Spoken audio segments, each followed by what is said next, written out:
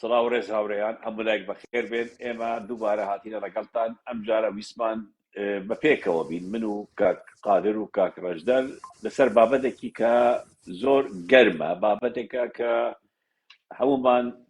وابزانم هەموو تاقە کەسێکی کورد ئێستا باسی ئەو شەڕەی ئێستای ئەمریکا و ئیسرائیل و ئێران دەکەن، چونکە ئێمەی کورد لە باشوور و لە ڕۆژهەڵات لە ناو جەرگی ئەو شەڕەداینە. بۆیە پێویستمان بزانی گفتوگویەک لەسەر ئەم بابەتە بکەین و بووی بیر و بوچوورەکانی خۆمان لەسەری باسکەین. هەڵبەت زۆر کەس پرسیار دەکە ئایا کورد چی بەسەر دێ، ئایا کورد بەشداری ئەم شەڕە بکە، بەشدار نەکە. ئیتر کۆمەڵێک پرسیار و شت هاتووە و لە سوسیال میدیا و کەناڵەکانیش بیرۆڕا زۆر زۆر جیاواز هەیە لەسەر ئەم بابەتە. ئێمە دەمانەوێت بیر و ڕای خۆمانی تایبەت بڵێن ئەم سێ کەسە کە زۆر جار ڕۆژانەش مناقشە لەسەر ئەم بابەتە دەکەین و پەیوەندی باشیشمان هەیە لەگەڵ زۆر شوێن کە هەندە جار زانیاری زۆر گرنگمان بوو دێت. بۆیە پێما خۆش بۆ ئەمڕۆ لەگەڵ ئێوەی بەڕێز ئەم بابەتە پێشکەشکەین. من سەرەتا حەزەکەم لەگەڵ کاک قادر قسە بکەم. کاک قادر، ئەم شەڕەی ئێستا دەکرێت کە ئەمریکا و ئیسرائیل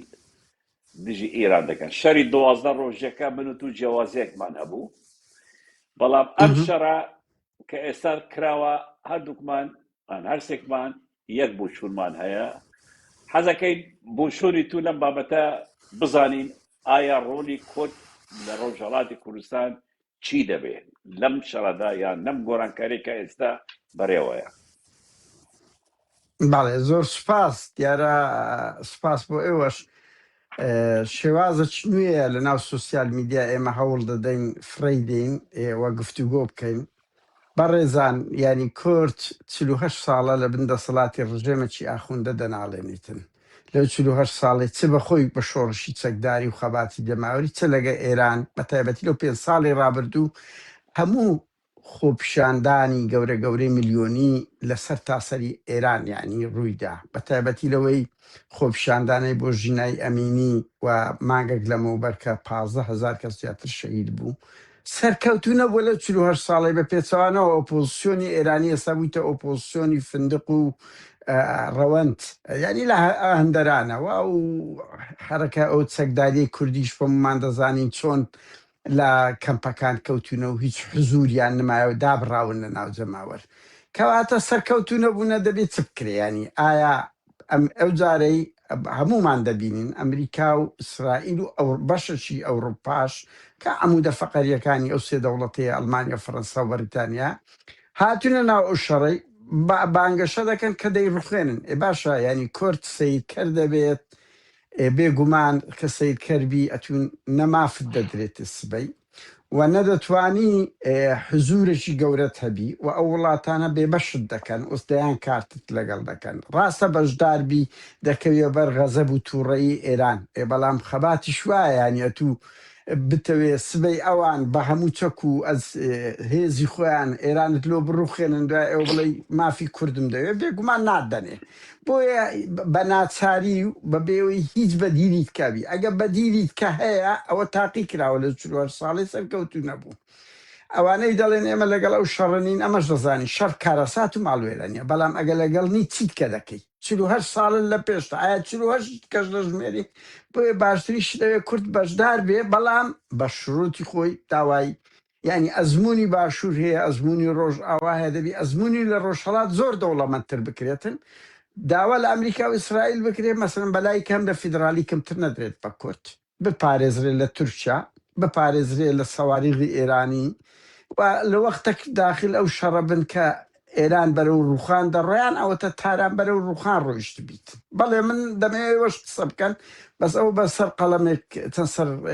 ینی بە کورتیەک سەرنجەکانی خۆمدا کاکمەکی کاکڕەزە. سپاس کاک قادر. هەڵبەت کە باسی ئۆپۆزیسیۆنی ئێران دەکەین کە وەکو باست کرد ئۆپۆزیسیۆنی هۆتێلە و کەمپەکانە و زۆر جار کەس خەڵک تعلیقش لەدەی برنج و فاسۆلیە، بەڵام لەلایەکی ترەوە هێزێک هەیە بە ناوی پەژاک، هێزێکی هۆتێل نییە،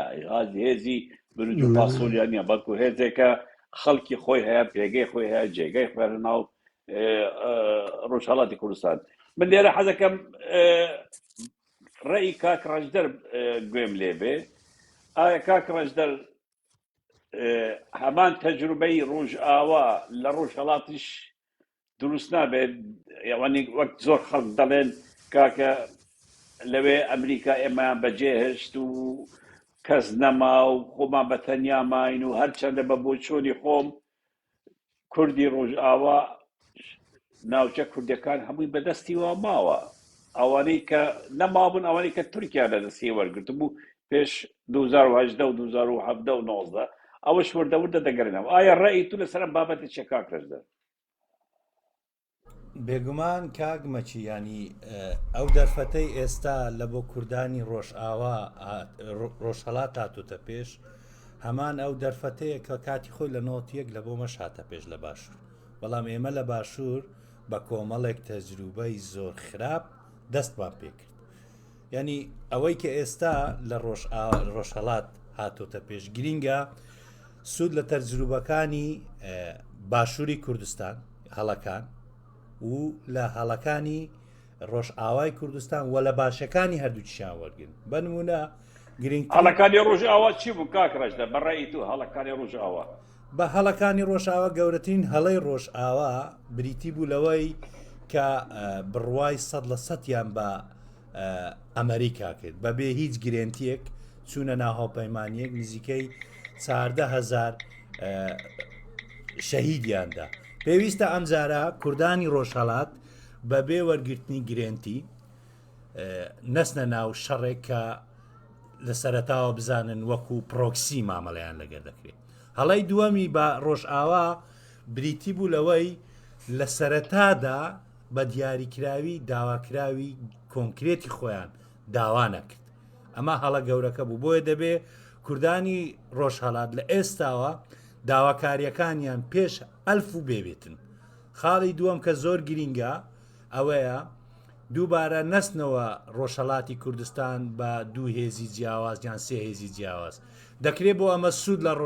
ڕۆژئاوا وەرگرن. هەسەدەمان هەیە لەژێر چەترێکی کۆمەڵێک هەموو نەتەوەیەک هەموو بەشێک ینی هێزی خۆیان هەبوو. بۆیە گرینگە ئەمە سوود لێ وەرگرن و لە هەمووشی گرنگتر ئەوەیە لە ئێستادا لەبەرەوەی ئەمریکا تاکە هێزی ئۆپۆزیسیۆنی منەظەم کە هەبێتن کووردە پێویستی پێیانە و لەسەریشان ینی بەرامبەردا کورد دەبێ بەڕوونی داواکراوی بەڕوون و دیاریکراوی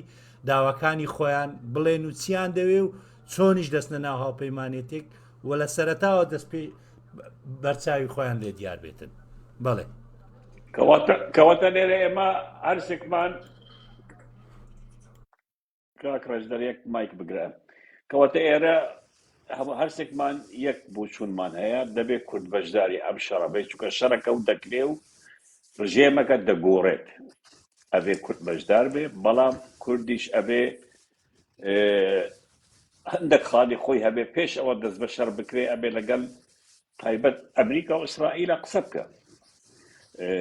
ئەوە زۆر گرنگە ئەوەی داواکاریەکانی چییە و سوود لە ئەزمموی ڕۆژئاوا و باشوور وەرگێ. کاک قادر من پرسیارێکتر لێرە دەکەم. ئایا هیچ ئامادەکاری فەعلی کوردانی ڕۆژهەڵات کراوە لەسەر عەرزە؟ ڕۆشتونە ئەو بەر شتێک بووە؟ زانیاریت هەیە لەسەر ئەم بابەتە؟ واللهی ئەوەی هەندێک شت دیارە زۆر کەس گلەیی دەکاتەری هەندە زانیاری فرێمەدە بەڵام کاکە ئەوە وەفدەک نییە بێ و بڕوە ئەوە دەبینی هێزەکە ئێستا لەسەر سنوورهان بە ناوی هێزەکانی ڕۆژهەڵاتە بەڵام ئەو ئێم بزانم کوردی هەموو بەشەکانی تێدایە دەتوانم وا بڵێم بەڵێ هەندە سنوورن یان تێپەڕبوونە؟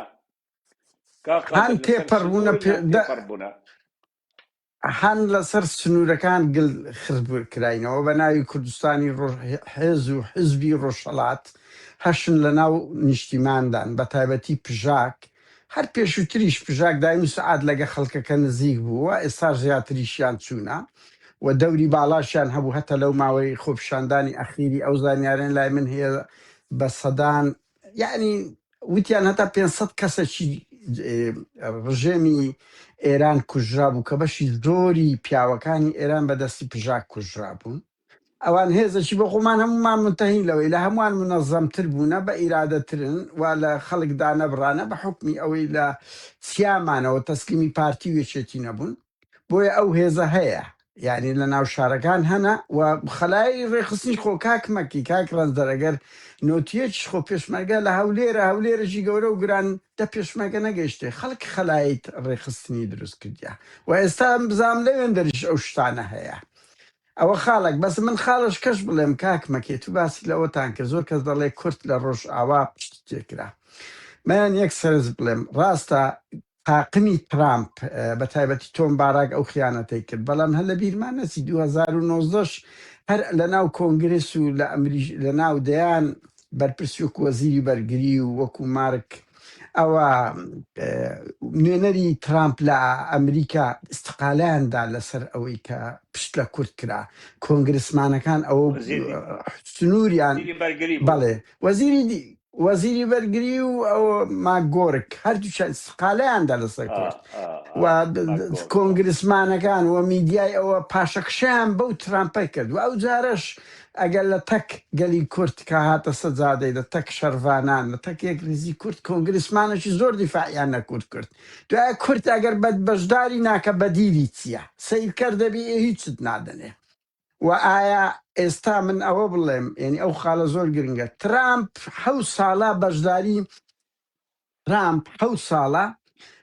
کەس نایبینیتن یەک بەرپرسی کورت نامینێ لەوە جەولەکەی کە لەگەر ئێستا بەخۆی دەسیدایتە تەلەفۆنی برادران تەلەفۆن لە بۆ پاڤلی دەکا کات ئەوە ساڵ 5-6 مانگە بایکۆت کرایە تەلەفۆن لە مەسعود بارزانی کرایە ئەزام لەگە مەسرور و نێتیریش قسەی کردیە پێی گوتینە ینی بە شەخصی خۆی ئەو خاڵانەیە من بزانم ینی با بەسەریئی بڵێم ترامپ پێی گوتینە دەبی هێزی پێشمەگەیەک بخرێتەوە ئەبێت حەشت قبول یان نییە تەدەخل بکاتن و سنوورەکان تون بکەن لەولا بە هەردوو لا گۆترایە دەبی چەک و چەک بدرێتە هێزە ڕۆژ لە هەموو لایە چ کاکمەکی مەسەلەن بە لەگەڵ عێراق هەرێم سنووری هەرێم لەگەڵ عێراق یان سنووری هەرێم لەگەڵ ئێران ئەوە زۆر گرنگە لە هەردوو لا پێگوترایە ئەو زانیار لە ئێمە کاکمەکی هەم بە عێراق کە دەبێت لەگە حەشت تون بن بە پارتی وێچێتی گوترایە هەمیش لە ئێران نابی هێزی ئێران داخلی ناو کوردستان بی ئەزەتی سوپای ئەمریکا و هێزی ئەمریکا بداتن هاوکات پێی گوتە دەبی بخرێتن هێزەی هەیە کاقادر هەرێمی کوردستان ئەو هێزەی هەیە بەرامبەر لەشکری ئێران بۆ وەستێکە داخل نەبێ آخر دەشکری ئێران ئەوەی نییە داخل ئەوە بی بەس هێزی مەسەلەن ئیطلاعات دێت چەک دێت ئەو شتانە دێ ینی نەک سوپا بێگوماگە لەشکر بێ ئەوە بە قودرەتی کورد نییە بەڵام مەسەلەن ئیطلاعاتێکی زۆر دێ هەوڵی تەخریبات دەدەن مەسەلەن لەو شتانە پێی گوتینە تونند و تۆڵ بکەن هاوکات هەتە لەسەر پێکێنانی حکوومەتی هەرێمیش پێی گوتنی دەبی حکوومەتی هەرێمیش پێک بهێنن لەو بارەوە بۆیە ینی ئەمە نەڵێن ینی کورد لە ناو کۆنگرس لە ناو ئەمریکا دۆستێکی زۆری هەیە باشترین نمونە هەم خطەی گەورەترین خطەی ترامپ لە 2019 ئلغا کراوە کاتێک سەریکانی و ئەوانە بوو هاوکات لە ئەوەی ترامپ تۆم باراکیش خیانەتی تۆم باراکی ساندیتان کۆنگرسەکان لە تەک ئەوانە هاتنەمەدەم و دوو کورد بەدیری بکەینە بەدیرەکەیت کە چە چاردا ژیرکەرە هەر چاریان بەدەستیان بی لە سوودانیەوە هیچ نادەنە کورد بۆیە ناچاری بەڵامەکو هەرسێکمان متفق بوون کە دەبێت کورد ئێستا بە ئەمریکا و ئیسرائیل بڵێ من دێمە ناو شەڕێ بەس چارداژیکەر دوژمن من دژمنەکانیشم زۆر درن دەبی بمپارێزن و ئەمن خینی گەنجی کورد دەڕێژم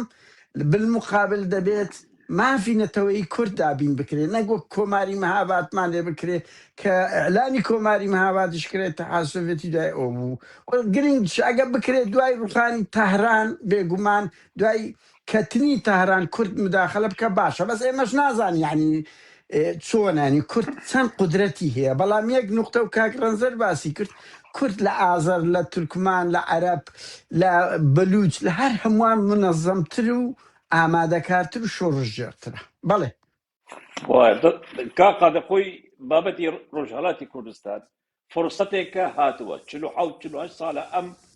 ئەم سیستەمە هەیە لە ئێران ئێستا دەگۆڕێ ئەو فرسەتە کورد نەچیتە ناوی نەقۆزێتەوە ئەوە هەڵەیەکی زۆر گەورە دەکا ئیتر ئەبێ بڕۆی مجازفە بێ هەڵە بێ ئەبێ بچێنە ئەو مەوزوعات چونکە لە جەرگی ناوچەکەی تۆدایە لە ناو کوردستان بەشێکە لەو دەوڵەتە هەمومان متتەفقین ئەبێ کوردی ڕۆژهەڵات بەشدار بێ هەر چەندە بینیمان کە ئەو پێش حزبە کۆبوونەوەیان کرد ئەویش بە فەرمانی ئەمریکا بوو لە پیاوەتی خۆیان نەبوو بەڵام شتێکی باش بوو دەستخۆشیان لێ دەکەین کە بە پێکەوە کۆبوونەوە و ئێستاش تەنسیقێکی باشیان هەیە و خەریکە مەجموعەیەکی زۆر ئاودیوی سنوورەکە دەبێ و وەکوتت پشەکش دەوەیە بەڵام لێرە من خاڵێکی تر حەزەکەم لە کاک ڕەشدەر بپرسم کاک ڕەشدەر مەسەلەی تورکیا طبعا تورکیا ڕژێمی ئێران بڕوخێ سرەی تورکیایە ئایا تورکیا لێرە چی دەکە ئەگەر ڕژێمی تەهران بڕوخێ کوردی ڕۆژهەڵات ستاتوێک دروستکەن یان منتەقەیەکیان بەدەستەوە بێ ئیتر ئەم ئەردوغانە و ئەم دەوڵەتی کورەی تورکیا گڕیان دەگرێ لە ئێستاوە ئەوان چه هەوڵێک دەدەن فەرموو بەڵێ کاک مەچی ینی ئەمە بۆ تورکیا وەکو کابوس وایە ینی کابوسی ئەنقەرە لە جوڵەی هێزەکانی ڕۆژهەڵاتی کوردستان بۆ بە تایبەت بە ئاشکرا پەیوەندی نێوان ترامپ و هێزە کوردیەکان ئەمە بوویتە کابوس ینی تورکیا لێرەدا ئیشکالەکەی لەوەدا دەبێت بورە دەرگەکە باشە ئێستا باشە بەڵام دەنگی کاڵ قادر بگە مایکەکەی بگرە بەڵێ ئێستا گرتومە ینی کێشەی تورکیا لەوەدایە دوای ڕۆژ ئاوا بوو باشوور ڕۆژهەڵاتیش دێتە سەری لە سێ لاوە دەور دەدرێتن و تورکیا ترسی ئەوەشی هەیە لە داهاتوودا ئەم تەوقدانەی ببێتە هەنگاوێک بۆ ئەوەی یعنی لە بیرمان نەچێ استراتیزی ئەمریکا لەگەر استراتیزی ئیسرائیل لە لێدان لە ئێران جیاوازە ئەمریکا دەیەوێت هەیکەل ببینێ لە دەسەڵات بەڵام ناوەڕۆکەکەی بگۆڕێت تونندڕەوەکان لابچن میانڕەوەکان بێن بەڵام ئیسرائیل دەیەوێت بە یەک جاری نەمینێتون و لەگەڵ ئەوەش نەمێنێ و پارچە پارچە بێ لەگەڵ ئەوەی پارچە پارچە بێ تەنها ئێرانی ناوێ هیلالی سونیش بەهێز بێتەوە ینی چەند ڕۆژ پێش ئێستا و بە تایبەتیش ئەمڕۆ تەلەفۆنی نێوان مەسرور بارزانی و هاکان فیدان دوو ڕۆژ پێش ئێستا پەیوەندی ئەحمەد شەرح و دواتر پەیوەندی مەلیکی ئوردن لەگەر مەسعود بارزانی هەموو ئەوانە دەکرێت بکەین کۆی بکەینەوە لێکی بدەین لەگەر سونەکانی عێراق ئەمە بەرەیەکی بەهێز بکاتن هیلالی سونە دروست بکێ ئێتەبان ئیسرائیل ئەمەشی ناوێتن جا بۆ تورکیا زۆر زەحمەتە تۆ لە ڕۆژ ئاوا هێزێکی کوردی هەبێتن کە لایەنگیری بیر و بۆچوونی ئاپۆیز بێتن و لە ڕۆژهەڵاتیش جگە لە هێزە کوردستانیەکان کۆمەڵا و دیموکرات هەردوو کۆمەڵە و هەردوو دیموکرات بژاک لەوێندە دەوڵێکی باڵای دەبێتن ئەمەش دەبێتن بە لایەنگیرێکی کاک ڕەشدەر قسەکەت بە شەکل دەبڕم ئایا تورک لە ئێستاوە هیچ جموجۆڵێکی کردووە بەڵێ چی کردووە بەڵێ جموجۆڵەکانی ینی لە چەند ڕۆژی ڕابردووە دەست پێکردی یەکەم ئەوەیە هەوڵ دەدا لە ڕێگای کوردەکانی باشوورەوە بە تایبەتی پارتی دیموکراتی کوردستان هەرچەدە من دڵنیا نیم کە پارتی ئەو بوێرەی هەبێتن بتوانێت بربەست دروست بکە چکە دەرچوون لە هیلالی ئەمریکی و ئیسرائیلی ینی کۆتایی بە دەسەڵاتی پارتی دێتن و ئەمە خاڵێکە خاڵی دووەمیشیان بێگومان تورکیا هەموو هەنگاوێک دەگرێتە بەر بۆ ئەوەی ڕێگا لەوە بگرێتن یان ئەگەر ڕێگاش نەگرێت بچێتە ناو ئەم هاوکێشەیە لە بەرژەوەندی خۆیدا بێ وە گرنگترین خاڵ ئەوەیە کە تاوکو ئێستا ینی هەستی پێ نەکرایە لەم چەند ڕۆژێ ڕابردوو جوڵە پێکردنی ئازەریەکانە کە ئەمە ئەگەر کورد لە ئێستاوە ڕێی لێ نەگرێت لەگەریان ڕێک نەکەوێتن تورک ئەمانە دەقۆزێتەوە دش بە کورد بەکاری دێن یعنی بە کوردەکەی جوڵەکانی تورکیا لە ئێستا دووشت بووە هەوڵدان دروستکردنی ئەو هیلالە سونیە دواتر بەکارهێنانی و ڕێگربوون لە یارمەتیدانی ڕۆژهەڵات و خاڵی دووەمیشی ئەوەیە لە ڕێگای پەیوەندەکانی خۆیەوە ئەگەر نەتوانێت بچێتە ناو هاوپەیمانێتەکەش لایانی کەم بتوانێت سێتەرە لەسەر کوردەکانی لە ڕێگای ئەمریکا و ئیسرائیلەوە سێتەرە لە سەریان بکە تاوەکو ئێستا ئەمەی کردووە دەست خۆش کاک ڕەشدەر هاوڕێیان ئێمە بوجاری یەکەممە پاش ساڵێک زیاتر بە پێکەوە وا بەرنامەیەک پێشکەش دەکەین ئەم جارە بابەتەکە ڕۆژهەڵاتی کوردستانە و لەو باوەڕەدەم لە ڕۆژانی داهاتوش هەمان بابەت باز دەکەین پێشاتەکان باز دەکەین بەڵام ئەوەی گرنگە کە ئێمە هەمومان ئەوە بزانین ڕاستە ئێران یان دەوڵەتی ئێران یان شیعە بەگشتی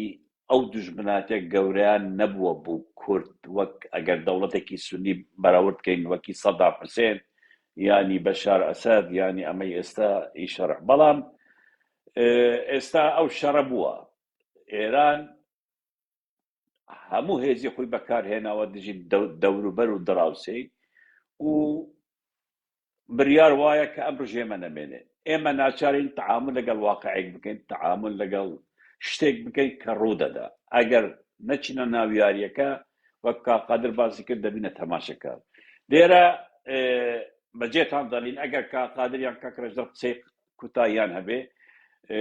تا جارێکی تر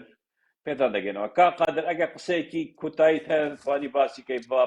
سەرنجێکت هەیە فەرموو وەڵای منەوە دەڵێم ینی لە جەنگی جیهانی دووەم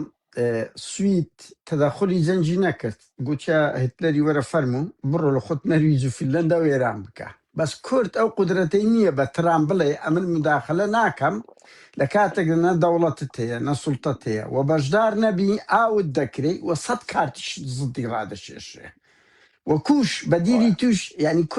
ینی کورد ناتوانانی ئێران بڕوخێنی نەکە نەیتوانین گوتمان ئۆپۆزیسیۆنەکەی چیرات ئۆپۆزیسیۆنی ئێرانی و شعبی ئێرانیش نەجاعەتی نینە دوو نمونەیەش تاالبانی من لێرە دێنمەوە تاالبانی من لەوەیش کتابی شەید ڕێباس خوێنمەوە ئەڵێت تاالبانی لۆی باسکردنە کاتێک کە کوێ گیرایە پێیان گوتینە چەند ینی ڕێژەیەک لە پێشمەرگە بێ بە مداخلەی ئەو تەحالفینێ دەوڵەتیەبی تاالبانی نەیکرد بوو کە تەواو گوتوی مافی کورد بدەن گوتی کاکە ئەمە پێمان گوتی وەرە کەنەیە ئێنات دەینێ دنیای سیاست وایە تو چەکی ئەمریکا و ئیسرائیل بێن ئێران بڕوخێنن دوایە لەسەر هێلکەی سپیکرا و برێنە گەلان فەرمو ئەتو ئەوە حەقتە ئەتو ئەوە حەقتە شتیوالە نییە بەشدار نەبی نادەنێ بەڵام گرنگە هەمومان متفق بنەسە ئەو خاڵی کورد کە بەشدار دەبی بەلای کەم زمانی فیدرالیەت وەربگری زمانی ئەوەی کە داگیرکەرانی کوردستان ڕێنەدەن ئەزیەتی میلەتەکەی بدرێ و لە وەختێک بەشداری فعلیەکە ڕابگەێنن کە ئێران کەڵب و هەرچەندە کەڵب و نینۆکەکانی نمایە بەڵام ینی کەمترین زیان لێ دەربچین بەڵام خەڵک ئەگەر دەیەوێ دەڵێتن نابی بەشداری بکە بەشداری ناکە چیت کە دەکەی ئەوە سیر کرد بە و ئاوت دەکرێ و حقوقی کوردیش نەکرد نادرێ بە پێچەوانەوە خراپتر دەبی بۆ لا مەحاڵە عنیە دەبێ بەشداری بکەیت و تا ئێستا کەش من قسەی کۆتاییەوە بڵێم چارداجیکەر ئەوە 100 ساڵە بەس کوردیان کوشتیە ئەوەی ئەزمموی باشووری بەرهەمهێنایە ئەوەی ئەزمموی ڕۆژئاوای پاراست و بەرهەمهێنایە هەر ئەو دەوڵەتانەیە بە جدی ئەمریکا و ئەوروپا بوونا یعنی ئەو داژیکەرانەی تر لەژێر ئەو هەموو زەخت و شۆڕشە هیچیان نەدا کورد بۆیە هەر کورد دەبێت لە دەرگای ئەمریکا و ئەوروپا بدە و لەگە ئەو لۆبیە مامەڵە بکەوە ئەزمون لە غەڵەتەکانی خۆی و ببێنێ لە مامەڵە لەگەر ئەوروپا و ئەمریکا و ئیسرائیلدا بەڵێ دەست خۆش کاک ڕەشدار هیچ قسەی کوتایت هەیە سەرنجێ بێگومان کاک مەچیانی مش هەر وەکو کاک قادر ینی سێ خاڵ زۆر گرینگە یەک ئەوەیە کورد دەرز لە باشوور و ڕۆژئاواگیری بێشەرمانە و ڕاستگۆیانە پێش هەر شتێک داواکاریەکانی خۆی هەبێ خاڵی یەکەم کە گرینگە هەیبێ ینی لایانی کەم داوای فیدرالی ئەگەر داوای کۆنفیدرالیش نەکە لە ئێستاوە گرێنتی وەرگری دوو گەورەترین کارێک کە کورداوای بکاتن لە ئەمریکا و ئیسرائیل ئەوەیە پاراستنیەتی لە دوای نەمانی دەسەڵاتی ناوەندی ئێران لە تورکیا کە ئەوە دەبێتە گەورەترین خەتەر لە سەریان لە ئێستاەوە دەبی ئەم داواکاریە زۆر بە ڕوونی و ڕاشکایی بکەن. خاڵی سێمیش دووبارە دەرز لە باشوور و ڕۆژە ئاوا وەرگن نەوەک ببن بە پرۆکسی دەبێت لە ئێستاوە داوای نوێنەرایەتی دیبلۆماسی لە ئەوروپا و ئەمریکا بە فەرمی بکرێتن لێیان نەوەک وەکو ئەوە دوای مەرحەلەی نەمانی ئەو ڕژێمە ڕاستە بەڵام لە پشت پەردا بێ ئەم شتانە هەموو لەگەڵ ئەمریکا بێگومان لە ئێستا و لە دەستپێک تۆ دەبێت داوای ئەمانە بکەیت بەڵام هەنگاوەکان خاڵەکان چەند هەنگاوێک دوای یەکترن بەڵام تۆ ئێستا داوای گرنگتینەکەی لەم خاڵانە دواتر هەر بیریشی لێ ناکەنەوە. دەست خوشکاک ڕەشدەر سوپاس کا قادر بیدەران دووبارە دێنە لاتان ئەم فترە وەکوتمان ئەم چەند هەفتەی داهات و گۆڕانکاری زۆر گەورەدا ناوچەکە دەکرێت و لەگەڵتان دەبین و سەرکەوتن بۆ گەلی ئێمە لە ڕۆژهەڵاتی کوردستان و پێویستە هەر هەمومان هەڵپشتیان بین و ئەوەی پێمان بکرێ یارمەتیان بدەین. سوپاسان دەکەم و ڕۆژێکی خۆش. زۆر سوپاس بۆ توش کاک مەکی، زۆر سوپاس بۆ کاک ڕەنجەر، زۆر سوپاس، کاتێکی خۆش.